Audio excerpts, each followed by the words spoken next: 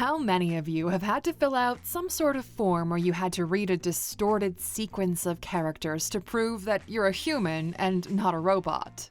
Those are pretty fun and totally not annoying at all, right? Well, they're called CAPTCHAs, and you have this guy to thank. Luis von Ahn created CAPTCHA back in 2003 as a simple means to stop scammers. It proved to be highly effective, and at some point, there were roughly 200 million CAPTCHAs every single day. Now, it takes an average of 10 seconds to fill out a CAPTCHA. Multiply that by 200 million, and you get about 500,000 hours humanity wastes every day completing these annoying CAPTCHAs. So Luis came in with another simple idea.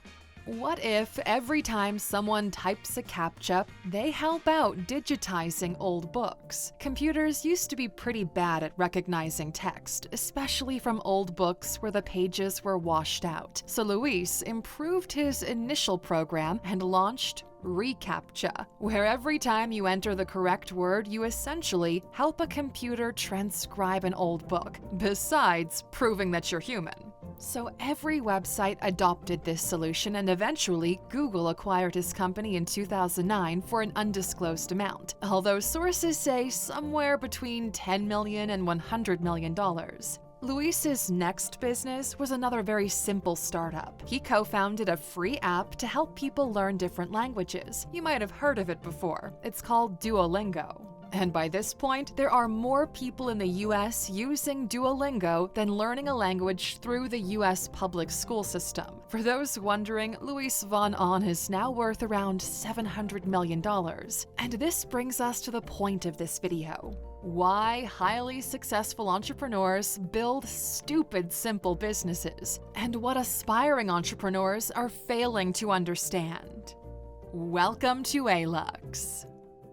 If you have an idea for a business or a side hustle, first ask yourself this: can you explain what your business does in one sentence? This is where most people struggle, because they either don't have any idea what they're doing, or they're trying to do way too much. We've heard countless times people talk about their great business ideas, and they all kind of sounded the same. Oh, I will do the next big X, and it'll do this and that, and have this feature and that other feature, and everyone will know my name.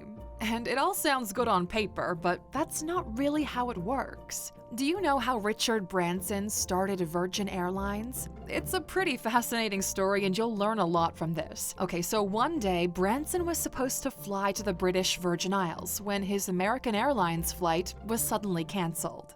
Bummed out by this whole ordeal, he went back to the airport and asked if he could rent a plane. The airport happened to have one available, and Branson took the plane, split the bill with all the people who also missed their flight that day, and got to the British Virgin Isles. When he came back, he talked to someone at the airport about renting a plane for an entire year, and that's literally how Virgin Airlines was born. Now, you might say that you don't have Richard Branson money and you can't just rent a plane if you miss a flight, but that's because you're still not getting the point. So let's dig a little deeper. A stupid simple business has one purpose: offer a simple solution for real people.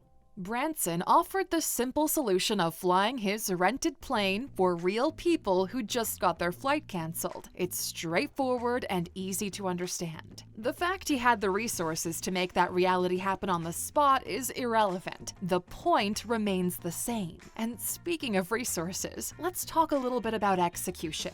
Do you know how much a brilliant idea is worth?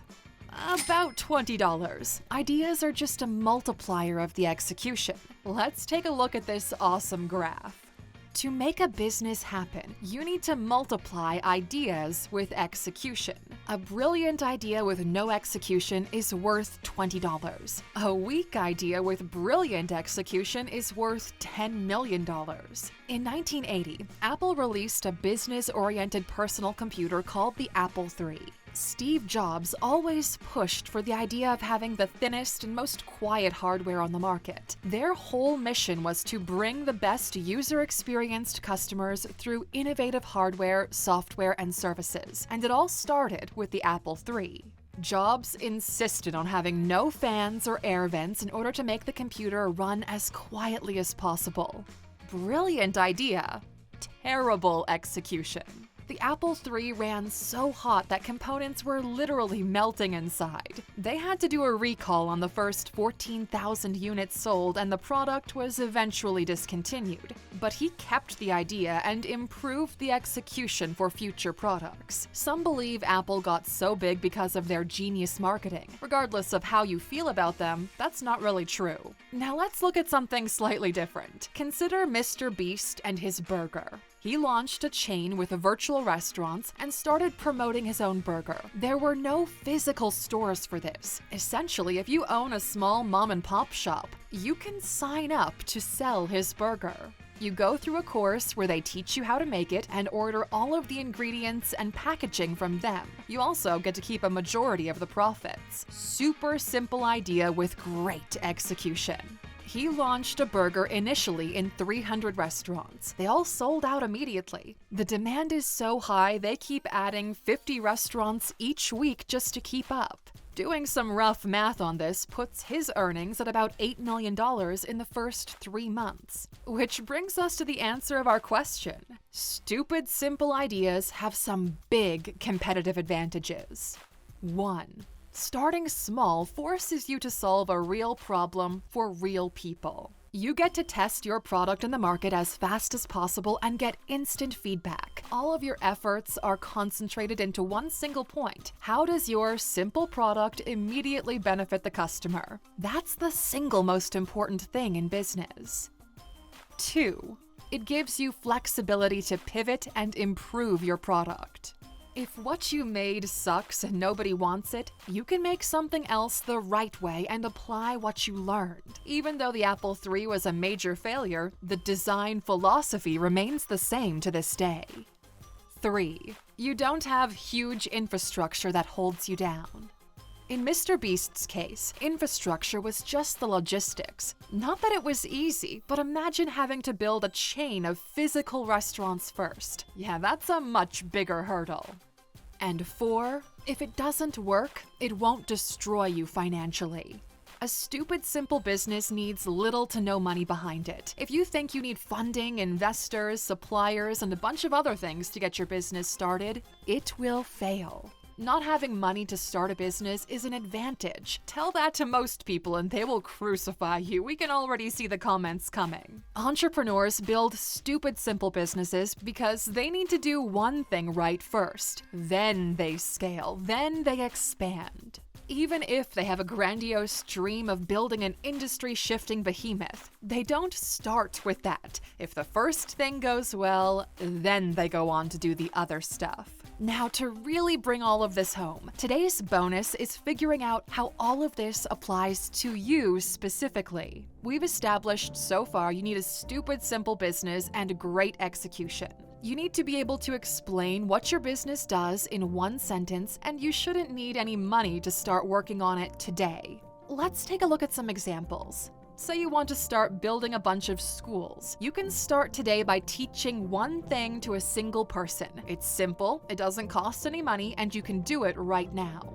Let's say you want to create the new Ubisoft or any other studio and build the games of your dreams. You can start by making a card game with a pen and paper and see if your friends like it. It's simple, it doesn't cost any money, and you can do it right now.